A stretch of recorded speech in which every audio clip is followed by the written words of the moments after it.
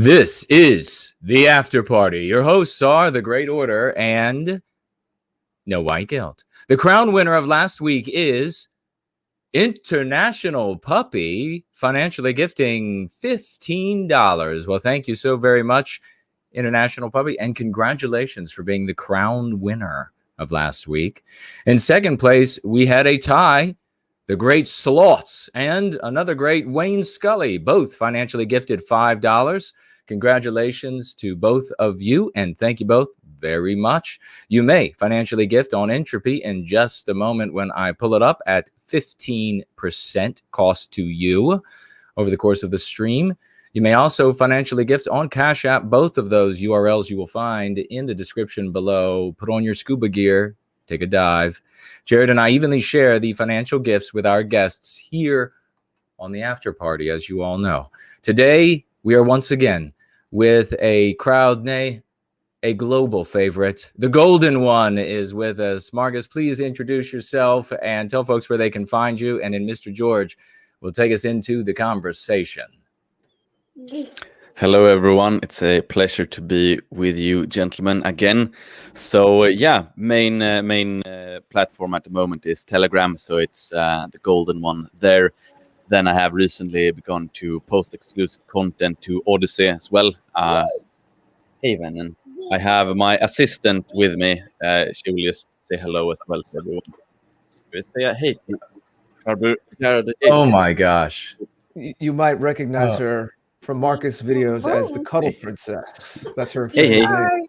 Vinka. Vinka. With similar color hair. Yes. So as I said before we started broadcasting, she will be around here because of reasons. So if you have if you hear some extra commentary in the background, you know who it is. So that's basically what I've been up to, promoting Odyssey and Gab as of late. So that's where everyone can find me, and Telegram, of course. Yeah, we're going to talk about that. For anyone who might not have seen prior, Marcus has been on twice, both times in the summer. We didn't want to wait again. No one said he had to be on only in the summer. He was on, I think, Jason, I think it was August of both years of 2019 and 2020. That sounds about right. That our friend Marcus here was on. It's a yearly tradition. It's a tradition. So we could still have you on in the summer, but we didn't want to wait that long. And we realized, I looked over the show notes, we have a bunch of stuff we never got to from the first two episodes. And then there's new stuff going on too. Like you said, people going to Odyssey and checking out some new platforms and what that entails. So since we're going to kind of talk about a grab bag of different things today, maybe, I mean, this is kind of threaded into conversations we've had before, but maybe just put the specific question to you and something Jason and I feel probably similarly about to you. And that is metapolitics over politics. How, some people want like very specific content, and some people don't understand why we talk about community and culture so much and kind of a broader perspective. But maybe we could just begin with some of your general thoughts on that. Yeah, so basically, I think it was the French New Right thinker Alain de Benoit who said it, that without Marx, no Lenin. And of course, the same way for us, without any metapolitical groundwork, political change can be quite hard to achieve, and can look upon the political situation in the West as well. We never really had any party that went to any election saying that we need to have drag queen story hour or whatever it might be. I'm taking the most extreme example here, but we have a lot of these different things. But because the left, they were so successful in winning the metapolitical, influencing the ideas, many parties have graduated towards their narrative of what is right and wrong. So we have a sort of slave morality that permeates basically all political discourse. So what happens in the metapolitical or the cultural, it influences how the political landscape will look. So if we're talking about say a military metaphor. If we're having a landscape and you have two different armies, and one army is fighting uphill in a very steep uphill battle, and it's raining and snowing directly in their faces, it's going to be a quite uneven battle just because of how it is set up. So metapolitics can be said to be how you're setting the landscape up, and then the political parties have to fight in it. So right now we have in Sweden, in America, in Germany, you have the conservative or right-wing forces. They are fighting an uphill battle with rain and hail and snow in their faces, and slippery mud and everything going against them. So it's quite hard to win against the oppositions, even if the leftist argument or the democratic arguments in the US aren't so appealing to many people. They dominate the metapolitical landscape, the cultural landscape. So it's hard to fight anyway, just because of that. So if we're gonna see a change in anything, if a Swedish political party, if they want to do any sort of change to benefit Swedes, we first need to have a moral framework, a solid moral ground to stand upon. So say that it's okay to put Swedes first in Sweden, because up until now it's not been okay. So the first step for us to be able to implement any sort of pro-Swedish politics is, of course, to get that moral framework in place first. Because if we don't have it, it will be hard for the political soldiers to fight uphill in that battle. Right. It's exactly. We have this in the West. They gave lip service to the idea that we have freedom of speech, but for most people, what they're allowed to think in and a lot of it is self-censorship, even in their own minds. It's a very narrow window of what people are allowed to consider. They feel that is safe to consider with social consensus. And as Jason does so much work about, as increasingly different conversations that I have seem to all be developing in this direction of language and thought, and how that's really how the grounds on which you were talking about terrain, the grounds on which that we were taken over. They took over our minds and what we speak, even what we say to ourselves, as I said. So that is the primary ground on which we have to push back and change things and open things up, open people's minds, show them different possibilities so that we have different ways forward. I caught something you said, and it relates perfectly to the other part of this question anyway. You said, and it might sound like just a small little detail, but you often will group, I notice in your videos, when you say Sweden, you're home of Sweden, you also say Germany and United States together. I've heard you say that more than once. Now, obviously, we're all related, different countries in the West, but those three countries are good examples where, as an American, one thing that I've observed, I've been to Germany, I haven't been to Sweden, but I'm sure we'd all agree, like, you could go to these countries, and if you see our people in any of these countries, like, I could take people from Germany and I could take people from Sweden and I could put them in an ad for an American product and put them on TV. And let's say, like, before they speak, so you don't hear an accent, let's say, you could say these are Americans, and most people would be like, yeah. And probably a lot of the same is reverse as well. So what I'm getting at is the fact that, yes, we have our own cultures, we have our own nations, and that's your day-to-day life, and that is very important. That's the most visceral thing that you're closely connected to. But another thing that we all feel passionately about here, and all three of us, is that we also understand that this is the West, and that we're all Westmen, we're all European peoples. So I'm just curious too, is that, like, how you might respond where, and I can understand people really being passionate about their homeland, don't get me wrong, but sometimes people go in this direction of, well, I just care about my country, and I wish other, even we're talking about the white world, the Western world, I wish others well, but they don't really see the interconnectedness of our whole Western world and our common heritage. Like I said, like you can, like if I told people you're an American guy and just showed you a picture, they'd be like, yeah, you know. So it shows, you know, we share a lot of common genetics and bonds and heritage anyway. But having said all that, you know, what are your thoughts on seeing the West as a whole, and why you do speak very much about your native Sweden, as you should, but I feel like you balance it very well with also mentioning the West, and we appreciate that. So yeah, so basically it's a very relevant topic at the moment. I feel it's more you know, I could say Sweden, I could say the Netherlands, I could say Belgium, I could say Portugal, I could say Canada, the US, Australia. It doesn't really matter. It's the same story everywhere.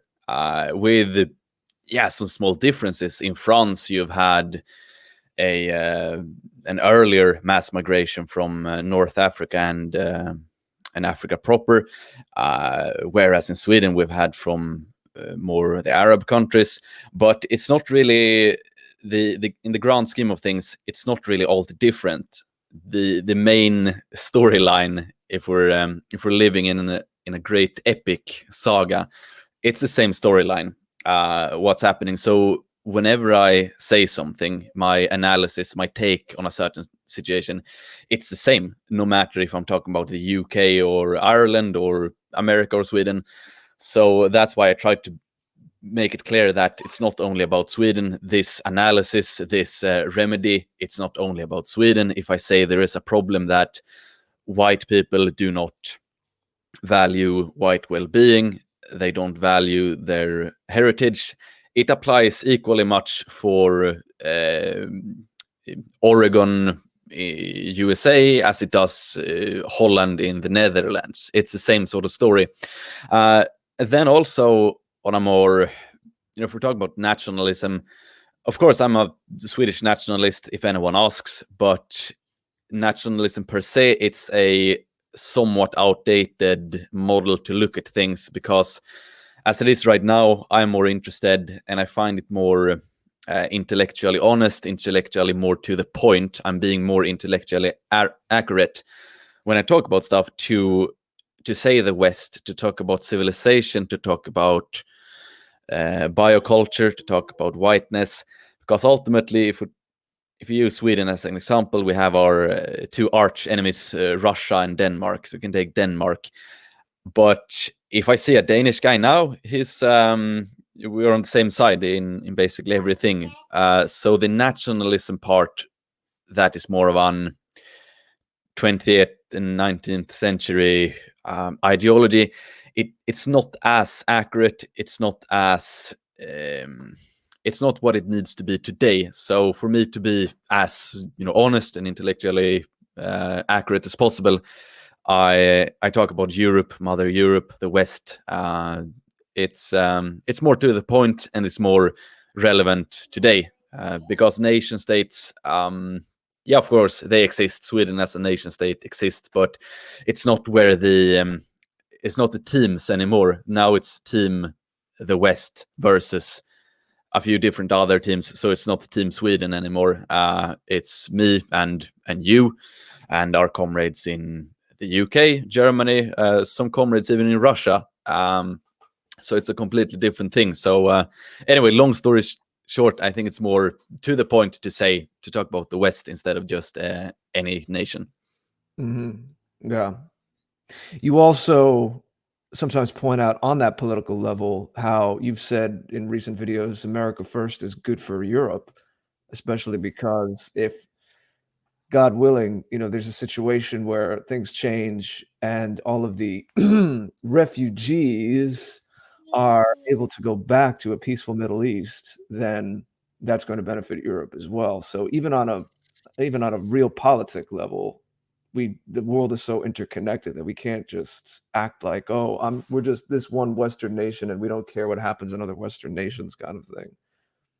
Yeah, and also in regards to the censorship in 2018, Alternative for Sweden, who ran on a platform of repatriation, they got their YouTube channel shut down a month before the election, and that's if we're talking about foreign election interference, yeah, it came from Silicon Valley.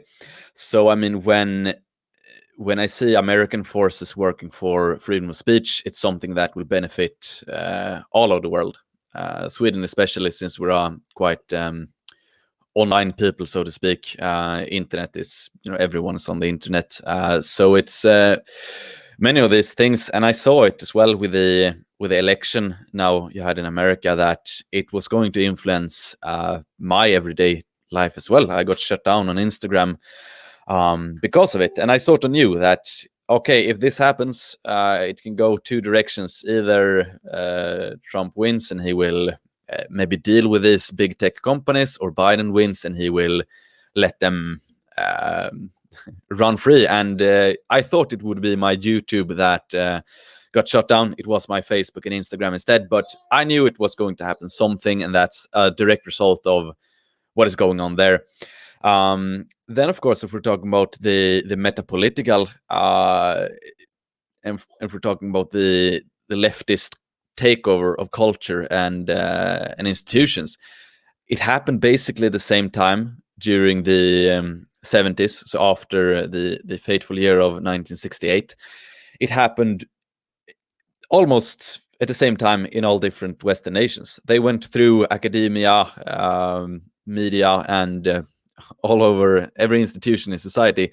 Of course, looked a bit different in the various nations, Germany, Sweden, the US, Canada, etc. But the broader part of it.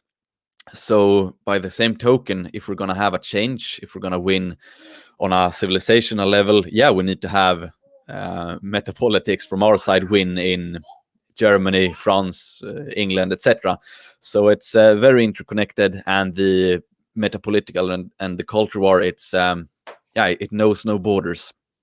I just want to say quickly, if I could, and if my sound is okay for everybody, that Marcus, what he just pointed out there, that he knew his world would change. He knew his scenario would change if Biden got into office, is extremely rare among content creators internationally in the West. I spent 6 months up to Biden getting elected trying to tell people that your lives were going to be changed. Our brothers and sisters all around the world, lives were going to be changed in a big way if Biden got elected. And people spent months and months either ignoring me, which is pretty common, or claiming that no, nothing would change in their countries if Biden got elected to office. And in fact, Marcus was 100% right. As soon as Biden got into office, the CIA and international law enforcement, with the knowledge that the United States has of people everywhere on planet Earth, and I'll just say this again for those globally who are not quite sure of this, the United States knows everything. They set systems up long before we or our parents or even grandparents were born, so that they were positioned, and those who ran the United States, which is not Western kind, so that they were positioned for each step of the way to maintain that sort of level of control. And occasionally there are something here or there. Of course, that's human dynamism, where the United States might not have the information first, although maybe they did, and we just were never told about it. But the reality is, as soon as Biden came into office, the first thing, the easiest thing he could do, the anti-whites could do, would be to implement changes in international law enforcement. And we saw a sweep of arrests across the Western world of individuals who were standing up. They were white sympathetic in some ways. Many of them, we didn't agree with their goals or objectives, or even if they actually cared about white people. But nonetheless, those people gave a deaf ear to people like Marcus and myself and Jared, who were trying to tell the world, hey, if this guy gets in office and you're doing XYZ abroad, everything's going to change. And specifically where it changed for Marcus was in these tech giants that are housed in the US. But similarly, it was happening everywhere, and it will continue to be that way. And everyone who made the argument that Biden should be elected and that the Republican Party should be destroyed, or et cetera, they all bear some responsibility, because you have agency as an adult. And we should never forget that. But it's an important note that Marcus here, and not only is he in a handsome fellow and in magnificent shape, but he's also much brighter than a lot of these spindly-limbed individuals who kept telling us that it wouldn't matter globally if Biden got elected. It wouldn't matter in their countries if he got elected. Nothing would really change for them. Why, by God, they're in another country. They're several thousand miles away. What would change? And then the door gets kicked in and the Secret Service of that country comes on in. I just had to mention that, just a little bit of praise for Marcus before we kept going. I don't know, Marcus, if you had anything you wanted to say to that, or Jared, we can just keep rolling. Oh, thank you for the kind words.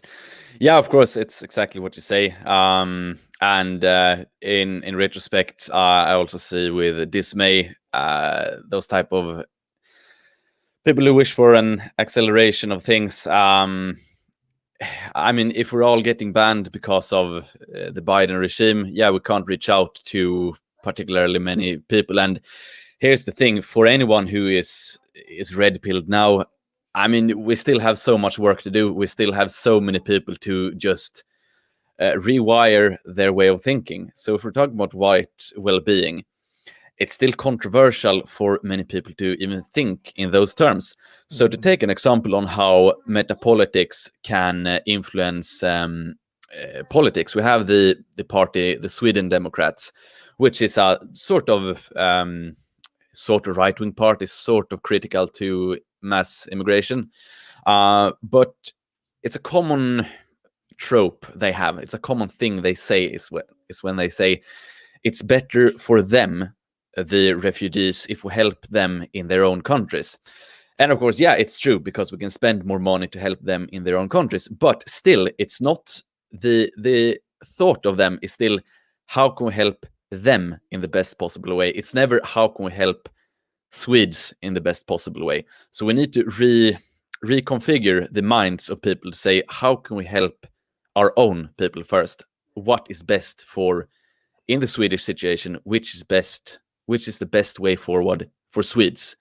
So if we're talking about a metapolitical war, a culture war, we still have a massively long way to go. And it's not only about presenting a certain political agenda, it's about restructuring how people think, so they no longer think, oh, what's best for everyone else? No, it's what's best for my own people.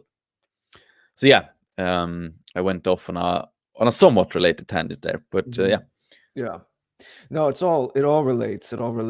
First of all, a cool little side comment in the chat. Nordic Iron, it's probably a username you'd appreciate, says that your work actually led him to me and Jason and Mark Collette. So that is very cool to see. I appreciate that, Nordic Iron. And you see how another example of how we're all connected in the world. I mean, yeah, I don't want to stay too long on that topic, but it is important. I'll just quickly add too. I mean, first of all, like I began with, if you took me and you and Jason and guys like us and you put us on an island, you know, we'd quickly see that we have a lot more that we have in common than differences. There's still that Western spirit. And you see it in societies where a lot of European peoples mixed, like the United States, like Australia. That's not to say, I think, you know, there's a balance we need to strike. Like Europe can learn a lot from those New World societies, and us New World societies still can learn a lot from Europe. You know, sometimes I'm a little critical of Americans lacking certain like deeper European historical roots and getting caught up in kind of the very like modern consumerist American mindset.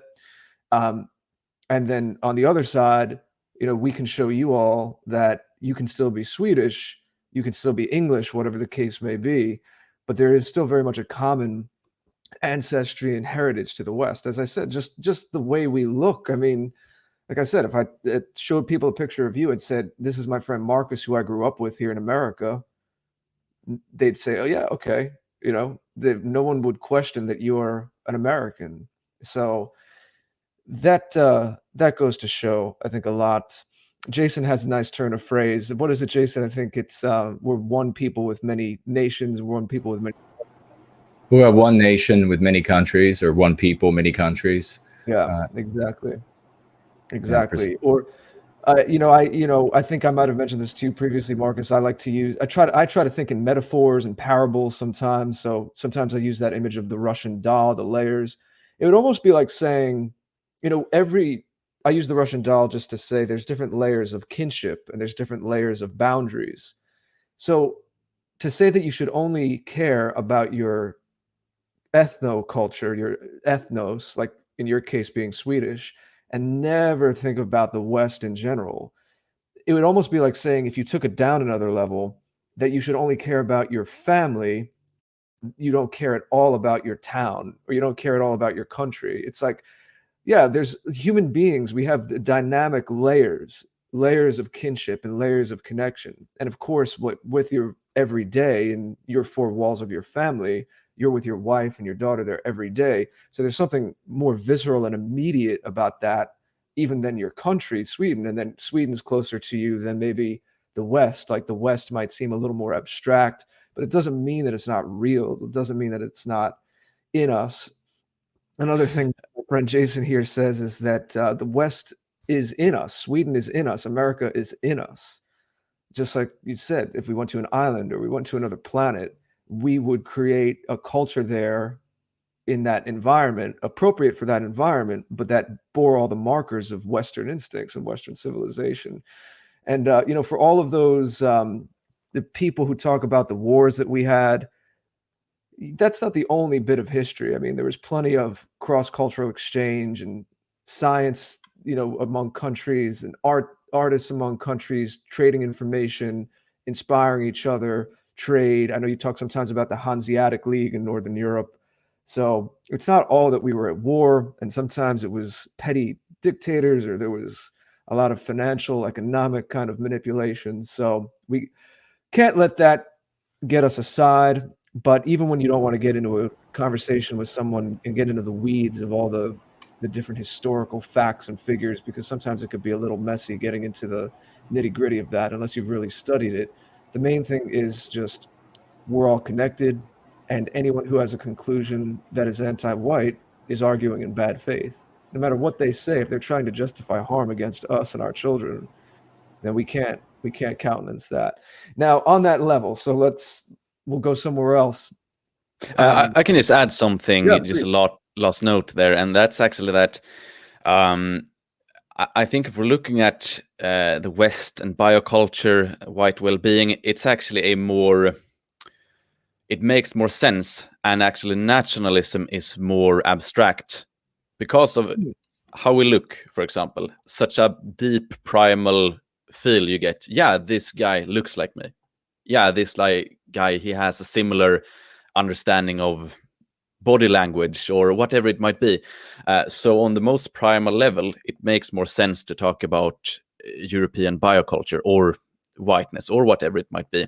So if someone says that nationalism is the primary thing, I would say that it's actually nationalism is the more abstract thing, and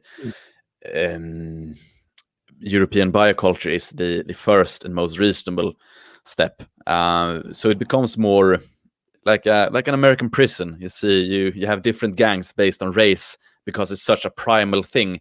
And I think in a tough and deteriorating society, I mean, I'm not gonna care if my shield brother is Danish or not.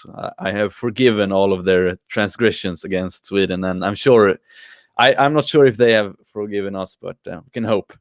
But yeah, yeah, definitely. Well, let me actually tackle them real quick, Jared, and we'll let it keep rolling. Yeah, Marcus, what we, in Going Free, we call it the biospirit, and simply referred to or simply understood as the instinct, just like every type of animal out there. I mean, you can have like the golden jackal and the gray jackal or whatever it is. They have different instincts.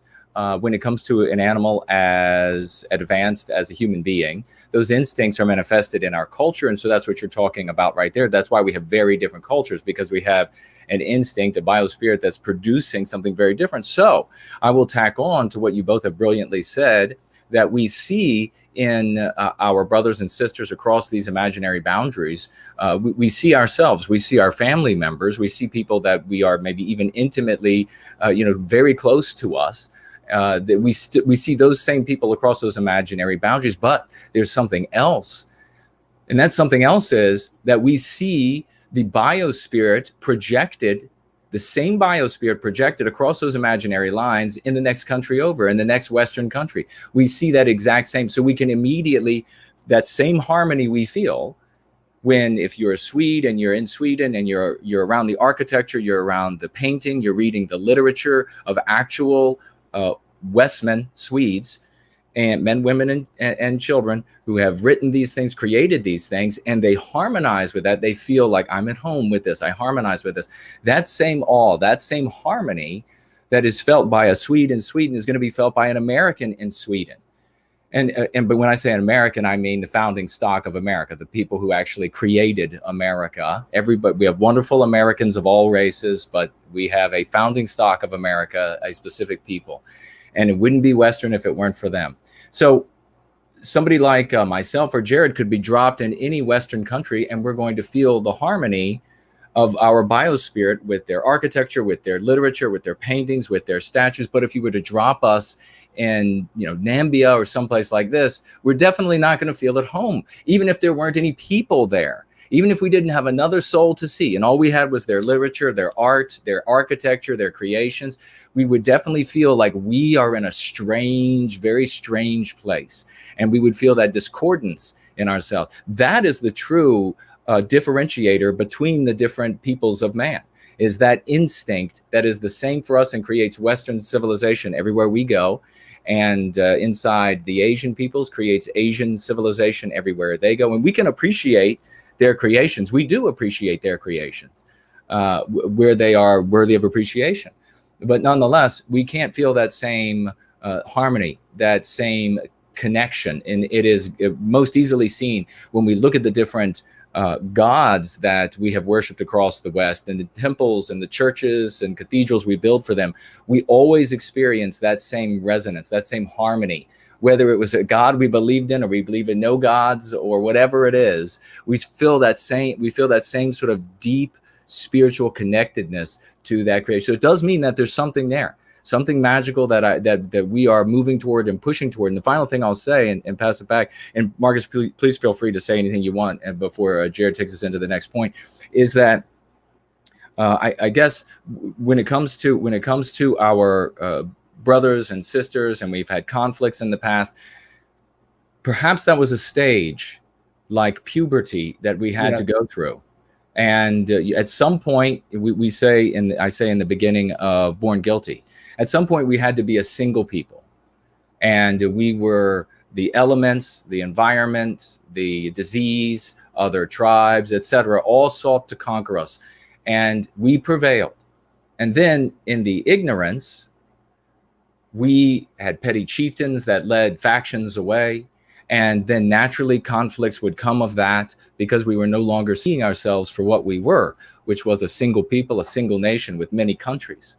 And so perhaps this period of the warfare and the anger and the strife between different peoples of the West, perhaps that was necessary to mature spiritually to the place where we can finally say, yes, we are a single people, and we do have many countries. And for those out there, last thing I'll say about this, for those out there who think that there's some sort of homogenization that is attendant with acknowledging that we are a single people, you could not be more wrong. There is no people on planet Earth that loves variety more than Western kind. And to accept white well-being means to accept that Sweden, once we recapture our destiny, it is going to be more of everything that it could have ever been. Maybe elements than we would have ever seen.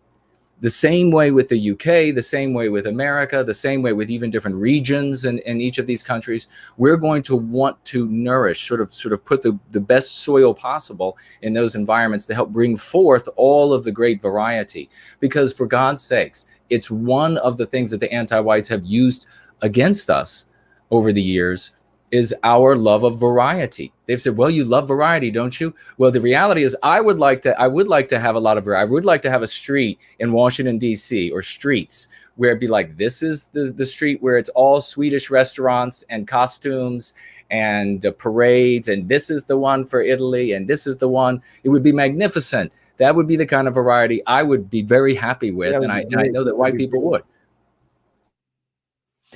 Yeah, I'm glad that you said that. And Marcus, I'm very glad you said what you said. You know, making me reconsider things, and that's why we have these conversations about how you can actually say that nationalism in a way is the more abstract thing. I was thinking more of what is close to you, what is local to you. But you made a very good point, and I'll have to think more about that. I do appreciate that very much. Yeah, I mean, it for me, as I said right now, it makes more sense. It makes more sense for me. And now, of course, last year I wasn't away because of Corona and stuff. But otherwise, and this is something. It's a benefit you get as a public dissident, that you have a lot of comrades in different countries, and I feel very very much at ease if I come to, well, the US or the Netherlands. I feel that those guys are also my guys. Yep. Whereas in Sweden, I feel sometimes not so much at ease because of, you know, being a public dissident and being against the grain, etc. So the brotherhood is also more well, it's all over the West, so it makes more sense to talk about the spirit of the West. Yeah. I think that's it makes it easier for me to be clear about what I'm doing and who my allies, my shield brothers are. And then, of course, nationalism, it made a lot more sense 100 years ago, because then the Swedish nation state was something completely different than what it is today. But today, many guys have grown up with the internet. They have friends from other primarily English-speaking countries. Then, of course, you have in Eastern Europe still a more traditional type of nationalism, because they haven't been exposed to as much mass migration from non-European countries. And here's the thing to keep in mind. We are on, I don't like to admit it, but we are on the back foot in a lot of countries. It doesn't look all too bright, the future for a lot of countries. So it's not like we have any option really than to cooperate with each other. So even if there are any Danes or any Swedes who really don't like each other, we don't really have the luxury to harbor those sort of rivalries anymore. Maybe a French and English guy, they have still some bitter grudge, but we're well past that, and we don't have the luxury to even think about those sort of things. So yeah, it's also that something to keep in mind, that many of us are on the back foot. The French in France are on the back foot, the English in England, Swedes in Sweden. So it's in everyone's best interest to have a more a shared destiny, so to speak. Yeah, one more thing, and it relates to what Jason clarified as well, and which I also thank you for saying this, Jason, and you articulated what was in the back of my mind, is Marcus, 10, 15 minutes ago when we began this portion of the conversation, you said a lot of us, all these countries that we've mentioned, in the 60s and 70s, all of this rot started in the media and education, and they thought that they were going to confuse us and break us up. And the thing is, if you're someone who thinks clearly and your heart is true and your aim is true, and even when someone tries to harm you, you can turn that around into something beneficial.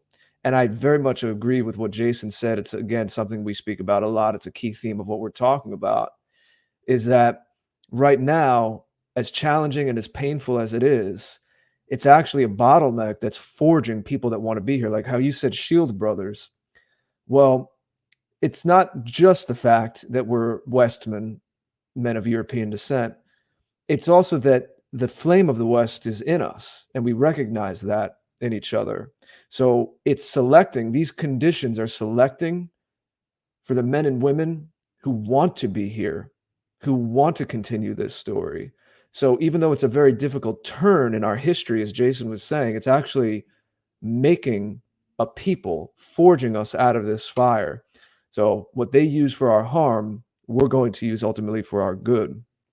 So we could just quickly say something I've wanted to ask you on the past times you've been on, but we haven't quite gotten to. I don't know if it's quite as relevant right now I don't know if you've had a situation with this recently, but we know that you've dealt with defamation in the past and newspaper stories and media going after you. And just a few words on dealing with that. And I specifically remember last year, even though we didn't get to talk about it, I had this note that you had said, again, speaking of honor and speaking of the right way to see things, you said that you can't hate someone beneath you. If you could speak to that kind of outlook. Yes, first and foremost about the what I said about you can't hate anyone beneath you. It's true in certain situations. Then, of course, in other situations, you can definitely do it. But what I was thinking more was for a lot of guys to approach life in the modern world in a stoic manner, to not get so emotionally riled up because someone comments something bad. So if some sort of journalists write something bad about you, it's of course okay to be annoyed, but you shouldn't let that sort of hatred consume you. Hatred, of course, it's a legitimate feeling and everything like that, but it can also go too far. It can consume people from doing truly productive things, and ultimately want to build something, want to build a positive culture. And if hate permeates everything, it's not gonna be good and attractive, and you can't really build anything solid on hate. And that's also why this type of our enemies, they're always trying to say hate groups, radical hate, whatever it might be. And of course, they do it because they know hate is ultimately a negative feeling. Of course, it can be useful in small doses, but ultimately, it's not what we're about. We're all of us here. We're sitting here because we love Western civilization. We love our classic art, architecture, music, etc. That's why we are here. We're not here because we're driven by hate. So that is what I wanted to get to when I said it. So I didn't mean that you shouldn't.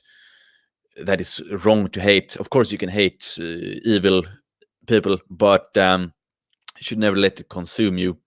And in regards to dealing with media hit pieces, for me, when they started, and this was in 2016 was the first one, and then it sort of intensified during 2017. Whenever I see something, I view it as an opportunity to gain new followers. So I know they're trying to hit me. I want to hit them back twice as hard. And what I mean with hitting back is to turn their if they're trying to defame me, I'm trying to fame myself, so to speak. So whenever they are saying, oh, this guy is this and that, I know, okay, now I will get an upsurge in people. They're searching for my title or my name. They get to my page and say, aha, okay, so this guy, he's promoting family values. He's promoting, that you should abstain from drugs, alcohol, and porn, that you should train, that you should be out in nature, that you should appreciate beautiful things. When they see that and they contrast it with what the media has been saying, of course, they will be like, aha, but this guy actually seems quite legit. And I've had many of these guys over the last few years that have come to me and said, I read your name in an article, then I searched, found your YouTube, found your homepage or whatever, got more interested, and then they are on our side now. So that's how I view it. It's a sort of every chance I get for exposure, I want to show who I am, because I know ultimately that if people get to hear my side of the story, they will sympathize with me. Yeah, absolutely. And about keeping things in perspective as well. I mean, I know it's a pointed way to say it, but that part where you said beneath you, people get very worked up online on Twitter and social media, and they don't realize that the person who's engaging with them is often not worth really talking to, or they're not doing it in good faith. Like, we might be thinking that we've worked out all of these arguments and we put a lot of honest thought into things and tried to come up with these nuanced perspectives, and you're talking to someone else on the other side who might just be a troll, it might just be playing with you, or in your case, it's like just these so-called journalists. Jason calls them typists because they're just paid to, type what the agenda talks about. It's you have to realize what's worth your time and worth your energy. And that's kind of what I was getting at, is like that heroic gaze of just often being stoic and looking above all of it. All right, this person's trying to throw slings and arrows at me, but what does it even matter? Is this even worth putting my attention into? And maybe we could talk a little bit too about, one of the biggest thrusts behind what you do, which is different ways that we can inspire leadership and agency, especially, of course, in young men. What you focus on is taking more things into their own hands and being more sovereign in their own lives and taking more responsibility. What are some of that's your key to your work? So what are some like the big parameters? What are some of the big points in that you look to or try to use as your guides to how you inspire young men to be the best? Not just look, because I know you're about this, like any real leader, not just look to you as some internet celebrity just to give you attention, but to give them power, to empower them.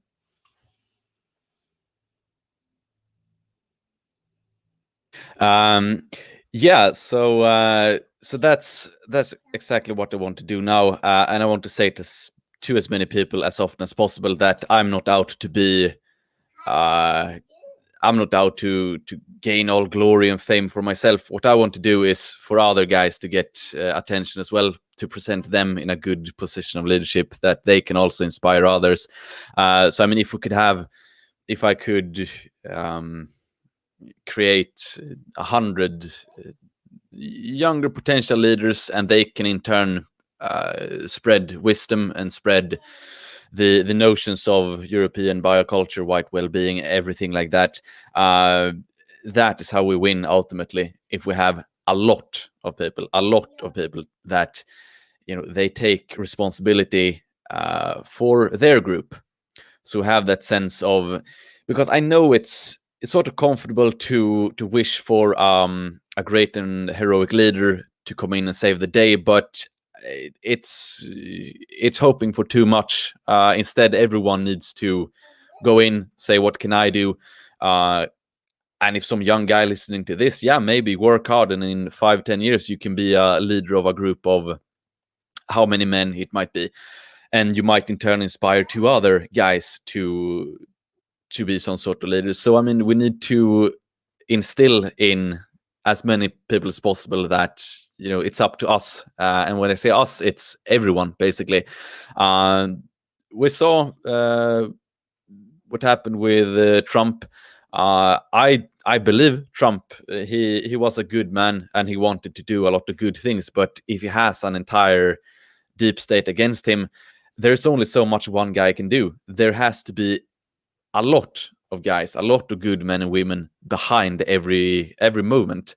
So for me, it's about hopefully giving the right tools in the right time for guys to build themselves up, and in doing so, my first sort of instruction to give is to go to the gym, because a lot of other aspects in life will fall into place, such as discipline, such as a good nutrition, a good understanding of nutrition, a good understanding of the importance of sleep. Then you get into a lot of other good habits. Usually, when you get into a more disciplined lifestyle, you might start reading a bit more. You might start yearning for something higher, because that's something I see as well, that when guys who are on the default mode of life, they enjoy getting drunk, they might enjoy doing some drugs, they might enjoy all sorts of decadent things, but once they get a taste of something higher, all of these other things, such as drugs, pornography, etc., it's not quite enough. It's not quite enough to satisfy them. So they get the hunger for something more, and that's just as soon as they get a taste of glory, They just want to go upwards and onwards. So for me, if they can just get that taste and then go upwards, a lot of things have been won. And then you have all the good pieces falling into place in the puzzle. So yeah, that's the absolutely first part, because so many other things, they will come into place. As discussed in your book Dauntless, which is next to me on the shelf. I'll hold it up in a minute. When I can turn around, I have a microphone blocking me right now. But I put Marcus's website, speaking of which, in the chat on DLive and YouTube, and I will do that again in a few moments as well. On that topic of glory and inspiration, I just want to talk about something that might be fun for a couple minutes too. I mean, we were talking about the spirit of the West before, but in your native Sweden, I'm a little jealous of you with stuff like this, Marcus. You get to go to places like rune stones, and you've shared pictures from these places that have deep ancient history, sometimes going back over 1,000 years. What do you think it's like to be surrounded by that, or to visit places like that? What it does to you, even on a subconscious level? And maybe there's obviously history wherever we are. There's plenty of history in America about the story of Americans here. But what you might say to people from other countries who might be from another place in Europe and want to go back and visit and see things like that. What have been like your experiences when you visit things? Do you feel like it kind of gives this little extra power boost to you when you go visit rune stones or castles or these old inspiring places with that rich history? Yeah, definitely. I mean, I can say this. I have, of course, my issues with the Swedish regime, as I do with the German regime, etc. But something I can say with Sweden, at least, the nature, almost always very beautiful, and being out in a forest in May is pure bliss. And of course, if we're talking about the rune stones, etc., I have a lot of rune stones where I am right now. Rune stones all over, and grave fields, etc. It is very nice. It is really, it's a special sensation you get. It's almost like a magic power. You can, when you approach a rune stone, you feel sort of like a connection there, and yeah, it makes you think back. Same thing with grave mounds. I have some training videos I've done near grave mounds, etc. It looks quite epic, feels epic. Then of course, same thing going into Stockholm, very beautiful. That's also something I need to point out. Of course, Sweden is in a bad situation, but it doesn't really show if you just go to Stockholm. So if anyone is interested in going, now of course it will be hard with the lockdowns, etc. But if the madness ends, visiting Stockholm, completely fine. Our problems aren't, there. It's more about the overall society and various other places. But Stockholm itself still very beautiful. The pearl of the Baltic. Very proud of our capital. So yeah, it feels great. Same thing, of course, for any Americans. I'd suggest going to either Ireland or Germany. Two beautiful places with a lot of history. Now, of course, we haven't had so many. Sweden as a nation has usually been on the offensive, so we don't have that many castles inside of Sweden. But Germany and Ireland, they have a lot of castles because of their more wars on their territory. Then, of course, Germany, so much beauty. Ja, det är sant. Yeah, we get a little Swedish lesson now with the Cuddle Princess, and I did get yes. the copy of Dauntless. This is my copy of Dauntless. Oh, wonderful! Great to see. Jason has his there too. So if you want to get the distillation of a lot of the teachings of the Golden One, right here. And again, I'll put the site up in a minute. Have you ever been, just out of curiosity, way into the north, into the Lapland? No, not that far up north. I've been to the mountains, but not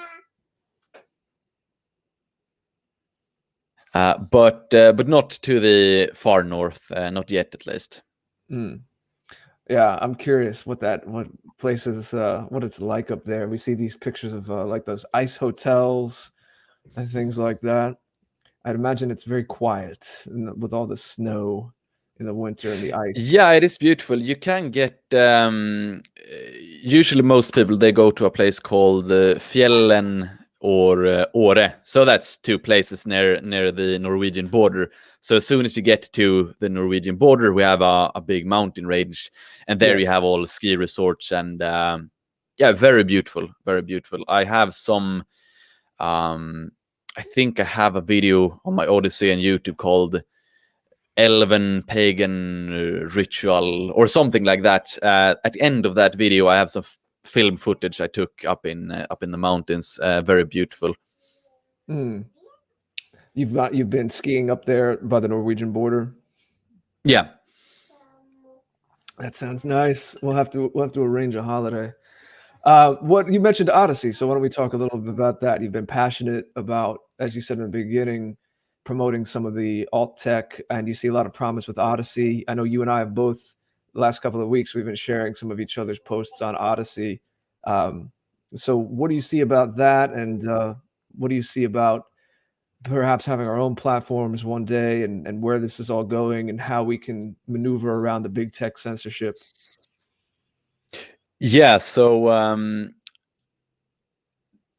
of course when BitChute sort of came on the scene a few years ago, I signed up, but I couldn't of course I salute BitChute. It's nice that it exists, but it wasn't good enough for me to promote it, because I knew people, they wouldn't watch videos there, and I couldn't even upload videos there. So it wasn't a platform I was comfortable promoting. But now when I say Odyssey, it's almost as good as YouTube. It's good enough that I watch videos on Odyssey. If I can't find them there, yeah, I might watch on YouTube. But my primary platform is Odyssey. I watch them there. Feels better, feels smooth. Might be some buffering on some videos, but otherwise it's a good platform. And here's the thing: I have been, for I don't know how long, I've been shadow banned on YouTube, which means I can't really reach out to any new people. Mm-hmm. So in the short term, yeah, it might be hard for me to give up on my YouTube, because I have my 110,000 subscribers. It's a lot of people. But if I want to reach out to new people, if I want to build something on a platform that I'm not afraid on a daily basis that they'll shut me down, and I have been, as I talked about with the Biden victory, shutting down Instagram and Facebook, I've been afraid for almost 2 years now that my YouTube will be shut down. But now I'm not so afraid, because I know that Odyssey is a good platform, that it's a realistic platform for people to watch my content. So for me, I've been trying to promote it as much as possible. That's been my use of Twitter over the last month. I post some stuff, but then every other post I link to either my Gab or my Odyssey. And the more good content we can have on Odyssey, the more people will be used to using it. And yeah, more people coming there, bigger audience for us, more incentive for us to create there as well. Then, of course, I've been demonetized on YouTube for 2 years as well. On Odyssey, I can actually gain some cryptocurrency by just producing content. So, I mean, there's a lot of good things going on there. And the thing here also is that I didn't get shut down on Instagram and Facebook, and I didn't get demonetized on YouTube for anything I ever said. I've never said anything that's hateful, because that's not my philosophy or rhetoric anyway. But it's because of who I am. So for me to go to a different platform where I'm not branded as a heretic because of who I am, because I'm a dissident for Western civilization, yeah, it's freedom for me. It's I feel joy in creating content again. I haven't felt this way in a long time, but now I feel, yeah, it's fun to make videos. It's fun to produce content for a platform that actually appreciates me. Mm-hmm. Have you been getting good interaction there? Or people been following over, commenting? Yeah, I have. So now I'm almost at 4,000 subscribers, which is quite a lot because it is hard for people to break their habits. And YouTube, of course, it's been a habit. It's a video watching habit of people to go to YouTube. So to get people to change a habit, it's extremely hard. That's also why it's so hard to break a detrimental addiction such as nicotine or porn or whatever it might be. But once you switch a habit, it's so the people who are used to have watched maybe 5 videos on Odyssey, it will be easier for them to continue watching on Odyssey, and that's a victory for me at least. I've had good enough success, and I will continue to make exclusive content there to get as many people as possible from YouTube to really give them an incentive to go over to Odyssey. So of course, I can be more interactive on Odyssey as well because it feels more fun for me to interact with subscribers. I know they've taken an extra step to actually see my content, so I feel more humbled and honored that they would like to follow me there. Yeah, it's often about the it's not just a numbers game, it's about quality, as we say. Anyone who's there wants to be there. I just put your website link again there, and I put the Odyssey link. The cool thing about Odyssey, everybody, is that it does have an app. It has its own app. It's not just like the website version of like making a button on your phone. It's an actual tried and true app. One thing that I saw is, I don't know if I'm doing something wrong, but I went to the desktop version, the website version of your Odyssey, and I saw that you were able to repost videos, which I thought was really cool. I think that's a great feature. I've always looked for video sites where you could do that, and almost like Twitter, you can repost someone's video. So I saw that on the desktop version. I didn't see that on the app. I went to your feed on the app, and everything that you had reposted, the other videos from other content creators, it wasn't on your app feed. I don't know if I'm doing something wrong or they're just still working out bugs, but if that's going to be a main feature going forward, I think that could be really useful as well. Yeah, I think they're changing a lot at the moment, just streamlining everything and updating it. So I think they see I see big potential. That's why I'm so enthusiastic about it. I haven't been that hyped about any other video platform, but Odyssey now I see so much potential. I'm sure they see it. They see that they have a good way forward. That's also a realistic way forward, because there's been a lot of platforms that they aren't really a realistic competitor, but Odyssey, it can easily be the next YouTube, and I don't say that just to promote it. I promote it because I really believe in it. Well, Odyssey is the front end of Library, or LBRY, which some of you might have seen for the last couple of years. So in that regard, it's not entirely new, but I'm seeing some people in the chat are asking about it. They haven't heard of Odyssey. Again, it's spelled Odyssee, so see, English see, seeing with your eyes. People are asking about it, but it's blockchain, right? I never really got into Library. I know some people liked it. Some of us did, some of us didn't. I never really got in with it, but the difference is, if I'm correct, and let me know if you or Jason, do you guys know, where it's unlike YouTube, it's not stored. Your videos aren't stored on a server, a local server that they have. It's blockchain. It's more just peer to peer, and whatever, not to get too into the nitty gritty of it, into the technicalities, but it's not centrally, your data isn't centrally stored when you upload a video, that actual file. So I know there's always these different arguments of, well, do we take them at their word? And, if they really had pressure on them, are they still going to be able to delete your videos? Nothing is 100% guaranteed. But can either of you speak to, do you know anything about how Odyssey is structured, where there's that chance of it being more robust and a safer option than YouTube? It is blockchain. So there is that added element of anti-fragility. But then again, I mean, we can never be 100% certain that this will be the best thing ever and it will last forever. But if we see a good thing, I definitely think we should try to make the most out of it.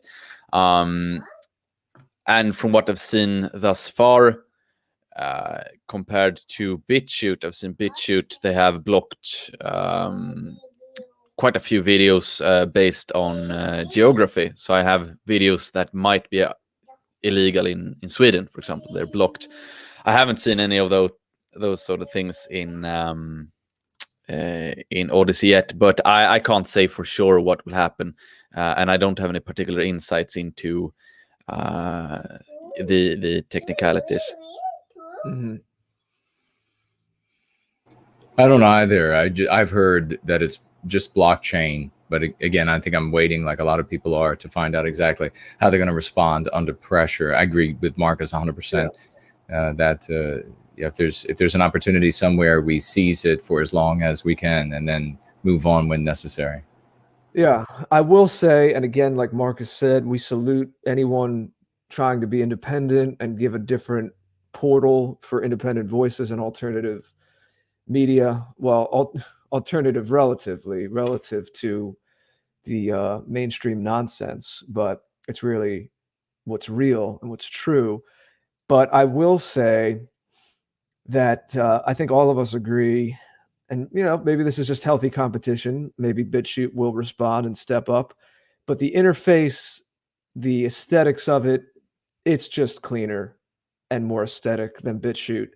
And Marcus, in the way that he preaches his body and everything about his presentation, will be I'm sure you'd be the first to agree that aesthetics actually represents a lot. It's you have to think about how something is designed. You have to think about how it looks.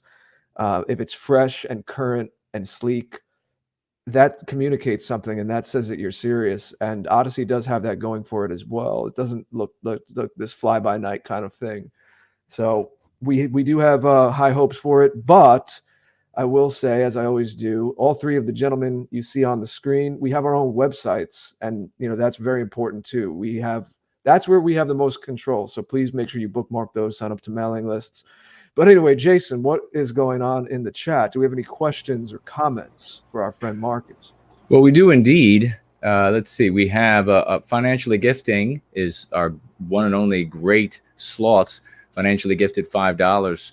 And folks, if you are interested in asking any questions with the time remaining before we tap out today, if you haven't had, I guess you should say, if you haven't had enough of Marcus's lovely little daughter and the sounds she makes in the background that we hear every now and again, you're going to have to listen for other videos, because we're not going to be here a whole lot longer. So if you do have a question or comment that you for Marcus or for Jared or myself, tag me as No White Guilt in the chats, and you can financially gift them on Entropy as well as over on Cash App, and you can ask questions in the question widget, also known as the Tall Kevin widget, over there on Entropy as well. But Slots, getting back to Slots' $5 financial gift, thank you, dear brother. He writes, "It's too white pilling to listen to Marcus being aware of all the issues in the West, but in Sweden, I'm going to start expecting all Swedes to be as informed." Maybe unwisely. I know, it is amazing, Slots, isn't it, that Marcus is where he is, and he's in that place physically, mentally, and spiritually, and growing because he's committed to that, and accepting what he sees in reality, rather than sticking to some archaic version of how nationalism used to look or how it supposedly worked in the past, especially because, as he brilliantly points out, that just led us into these sanguinary conflicts, and it is certainly not a place where we're going to be able to continue and survive, recapture our destiny under the pressure and the victory of the anti-whites right now.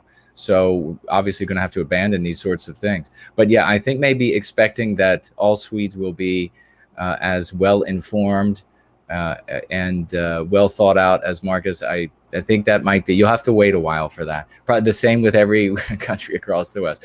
But just so you know, Marcus, Slotz is one magnificent champion for RP. He is in the threads everywhere. He is on Twitter and in debates and bringing people over to Going Free every single day. So he's a great guy. If he's complimenting you, then you've really done something to earn it. But do you have any thoughts to that?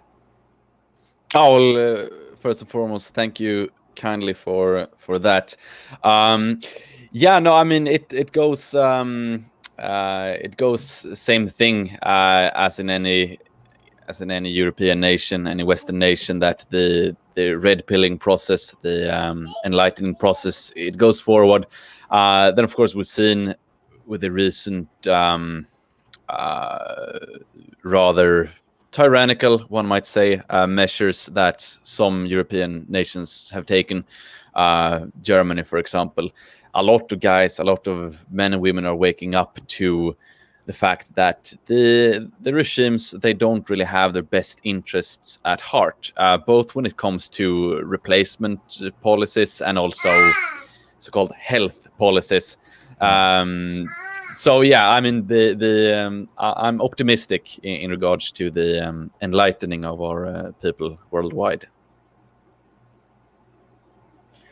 Very well said, brother. And we also have over here on the question widget on entropy, we have Red Eagle saying that your daughter sounds very cute. I think every single person listening live and in replay will say the exact same thing. He also says, please ask the primordial angel about the coffee question and if he found cows that aren't abused in the US. Yes. So first and foremost, yes, we have found well-treated cows. It took me a bit longer than expected at first, but yeah, the way is incoming. It will be maybe another 2 months, hopefully faster. But yeah, it took its while. But at least I'll be able to provide a whey product I'm satisfied with. Then on to the coffee question. This is my recommendation for everyone. Do you love coffee? If you do love coffee, then you can drink it. Do you see what sort of book she has in the background there, by the way? Okay, you can't see it now, but it's folk. It's folk, the book. Astrid, ta inte sönder boken bara. She picked it out. There. Yes, that's it. She has good taste. She has. She we're picked glad it out, that we're glad you have a copy of that. Speaking of what we spoke about a lot today on the show, about how we all have our own ethnocultures, but there's also something to being a Westman. Very much is the theme of the 10 essays, how they connect in that book. Jason and I are very happy to be part of. So thank you. Yeah, it's a beautiful book. I can definitely recommend it. I was supposed to post on Instagram, but then I got nuked there. A post on it will come to my page, at least in the coming time. I tried to post more book reviews there. But anyway, the coffee question. To just use it as a means to get through your day, I wouldn't recommend it. But for me, I love coffee. I love taking my morning cup. I love taking my afternoon cup. So therefore, I drink it. But if you don't love it, I wouldn't necessarily recommend anyone to drink it. It's unnecessary. So it's more if you like it, drink it. If not, then not. You ever try cacao? It has a little natural caffeine in it, but it's the raw from the plant, the bean that they make chocolate from. But when it's raw, it contains all the phytonutrients. I love it. You could do a cold shake with it, make a smoothie. You could do it hot, almost like hot chocolate, but it's technically cacao. It's a little different than chocolate because it's not heated. Yeah, no, I haven't, but some dark chocolate with coffee, that's a good combination at least. But cacao pure, I haven't tried. Yeah, I recommend it. I'll recommend it to you. And yes, what you said before, that is something that the United States has to get on its game with. It's shameful how much better the cows are treated, especially in Sweden. It's harder to get good quality dairy here, where it's not all messed up with antibiotics, or they're eating grass that was sprayed with chemicals. And I know I'm with you on that. Well, that's interesting. I didn't know you were going to be coming out with a whey product. That's very interesting. And I definitely concur with the coffee suggestion. You keep going with the coffee. Let's see here. Rome actually corrected me in the chat. I thought someone said it was caffeine, but maybe it doesn't. Cacao does have something that gives you a little energy, I think, and opens blood vessels. He was saying it's theobromine. It might be something else, but I'm a cacao guy. So we'll have to have a debate of coffee versus cacao. Not cocoa, everybody. Not cocoa. Cacao. It's not. Is that a martial arts among cattle? Cacao, kung fu. Cacao. Now that should be a cartoon for white kids. That's just all white friendly, white positive all the way through. Well, it looks like we might have one more question, and that is, unless any of them come in really quickly, we're getting ready to tap out though, folks. We've had a marvelous time with the great one as always, and the great one mini version in the background. Loving every moment of that. Stefan asked a question of you, Marcus. Says, do you agree or disagree with a replacement of the current system? Do you disagree with a replacement of the current system? So I'm not exactly sure what system. Stefan, jump back in, tag me, and unless Marcus knows right away, what system are you talking about? The system of government? Are you talking about the media? Are you talking about, what are you talking about? And then he goes on to say, how does he plan, meaning you, Marcus, to inform so many people of the evil that we fight against? Yeah, so it's a quite tough question so we have two questions basically. First and foremost, how to inform about evil, and that's something more, we have a lot in Sweden in particular. We have a lot of alternative news sources, and that's because the mainstream news sources, they are so extremely left-wing. So we've had a big demand for other. So we have many individuals, many alternative newspapers, etc. They are exposing evil. So there are many people, they understand we're up against evil. And especially now with a rampant degeneracy, drag queen story hour, everything like that, it gets in people's faces to such an extent that it's hard for them to ignore. But the second question is more, what are people willing to push back against it? And that's my more pressing concern, because I know this was a discussion a few years ago, and that was when people know what sort of evil are happening to our people, when people understand how bad multiculturalism is for Sweden, things will change. But it wasn't enough, and it isn't enough. It needs to be something else. It needs to be a rekindling of the spirit, a rekindling of a sense of responsibility, that, okay, it's up to me to ensure that when the cuddle princess here, when she goes to school, that if it comes in some sort of degenerate who wants to say inappropriate things, I will not tolerate it. So it's up to me. It's not up to someone else needs to do something. It's not up to, the state, they must see something is wrong. No, it's up to me. I must be the primary protector of my daughter. So that's the mentality we need to get to. Responsibility on every level. And that's something I said previously in the show as well, that we can't rely on one leader to come in to say, now we shouldn't have any indecent exposure to our children. No, every father needs to say, okay, this is not acceptable in the list.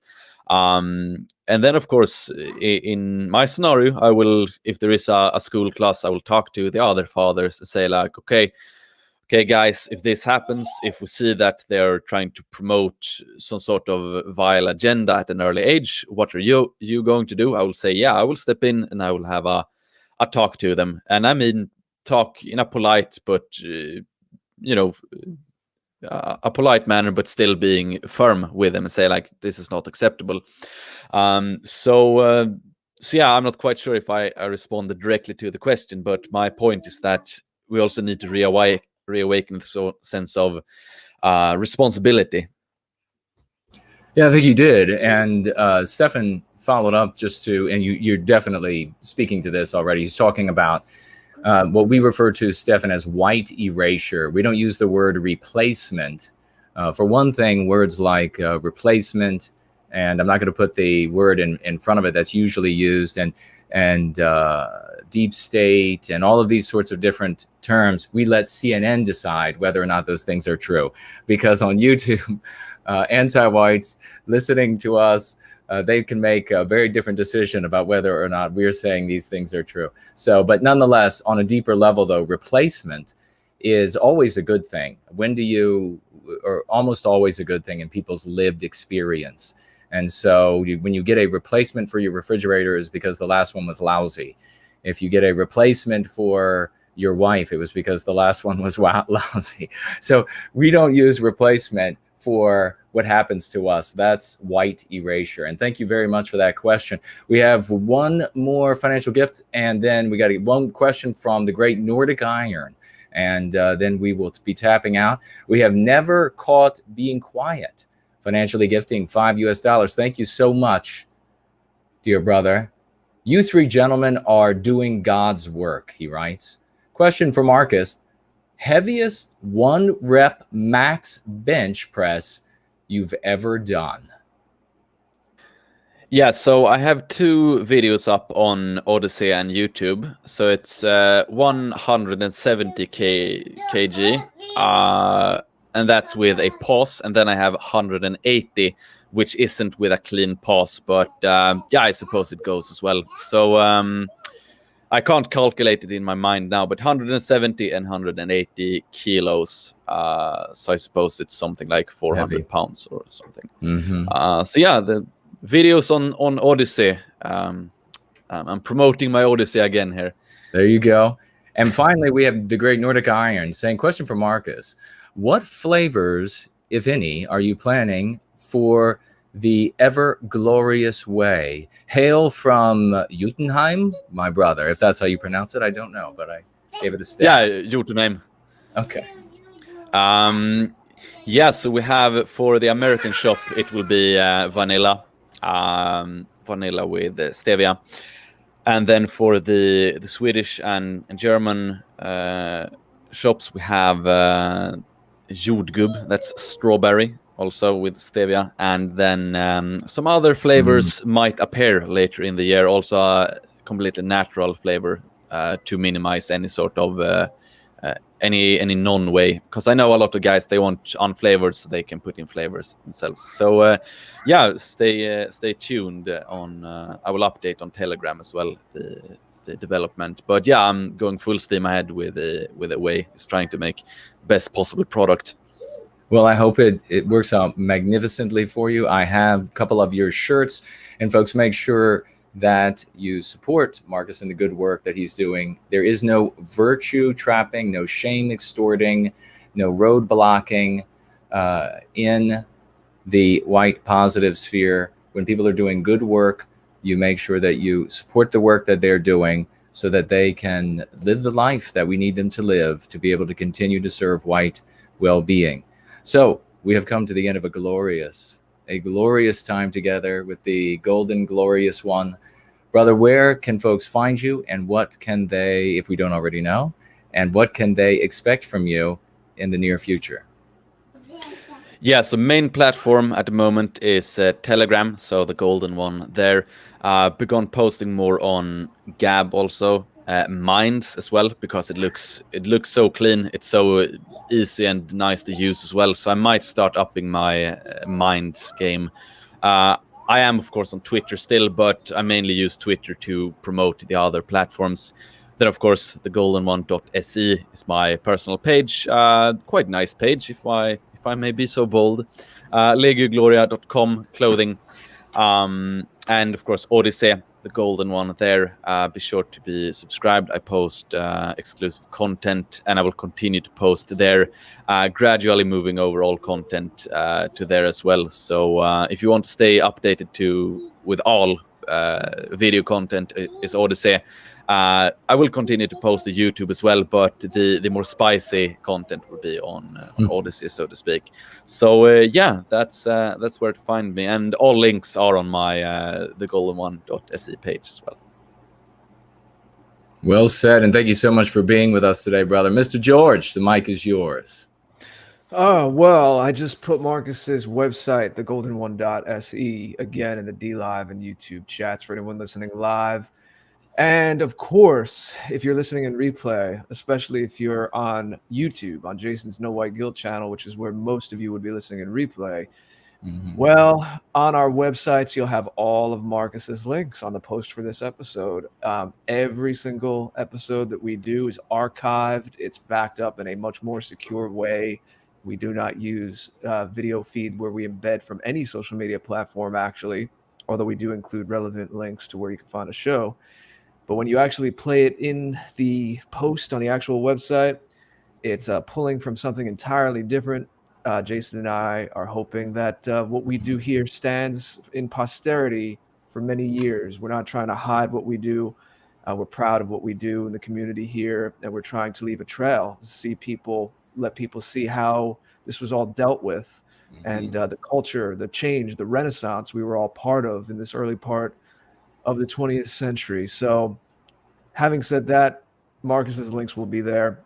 Jason and I have a shared site, the afterparty.tv. It's a document primarily for the after party and the Going Free streams, and occasionally other streams that we might do and some other projects. And we have links such as we have a links to peers page, and Marcus is certainly there too, with his Jotunheim Nutrition, with his Legio Gloria clothing company. I saw some people saying that they have some of your clothing, and we highly recommend that as well. I love that it's made in Europe. I love that some of it's organic cotton. Again, we look forward to the way, knowing that you're always going to be sourcing from the right places. So we have to keep it that way. We have to support each other, support our businesses, and continue to develop this culture. So it's great speaking to you once again, Marcus, and my love and best to you and your family. After this, we'll be live. Try to put something show I do with John Bruce Leonard called Learning Public, style show where we chew over different ideas. So there, and then tomorrow, Saturday the 20th, first day of spring, our friend Laura Lee, who's been here with me and Jason many times on the after party. She's coming back to Learning in Public. It's going to be her second appearance on that show that I do with author and Arctos editor John Bruce Leonard. And we'll see where the show goes. It can go anywhere. It's very much like you're a fly on the wall in a conversation, but the seed topic at least is she lived through the 50s and the 60s, and she's going to give us a little bit more of a nuanced take as to what it was like to live through that massive, massive cultural change. The goods and the bads of all of it. It's not just so simple as to say 50s good, 60s bad. We have to understand some of the things that happened in our recent history, and we're going to get in deep into the different perspectives on that. And I'm working on new music, of course. I'm going to be on PWR with Jason and Mark Collette this Wednesday. Next Friday, I'm on our good friend Yiz the Eunuch. I'm going to be on her show next Friday, a week from today, speaking to her about all the cultural projects that I do in our community here, and a bunch of different things going on. My own site's thegreatorder.com. So this show, the show I do with John, and everything else I'm talking about and more, that's my catalog of everything I do, thegreatorder.com. So some people are saying my mic is out, so I don't even know. I think it briefly warbled a bit. You'll be able to listen back in the replay and see what happened and see how much of it actually came through. Well, I can understand you heard some of that. Hopefully you heard some of that. But no, it was anyway, it was only a little portion. It was only a little portion. God bless all of you. God bless all of you. Oh, I'm sorry. I didn't say exactly. Someone's asking. Tomorrow, the 50/60 show, Learning in Public, the stream I do with John Bruce Leonard, that starts at 1 o'clock Eastern, which remember is only 5 o'clock in the UK and 6 o'clock in Central Europe. Right now, we're in that weird gap where the US went into daylight savings, but Europe has not yet. Europe doesn't go until March 28th. Right. So all the US time zones are 1 hour closer. That's right. To Europe right now. Well said, brother. And I've got to say before we tap out that we had so many people talking about how grand it is for the three of us to be together because of how classy we are. This is the way we want to move forward. We want to be the proper men of the West. That's what we want as we want to be. I know the three of us want to be for our young men out there and women moving forward. We want to be proper role models. So we will continue to live the lives that have to be led so that we can have heroes in many generations to come. Thank you all for financially gifting tonight, for commenting in the live chat. It was wonderful to be here with everybody. Big thank you to Grayman the Gray for moderating. Thank you, dear brother. And ladies and gentlemen, we look forward to seeing you all again next time.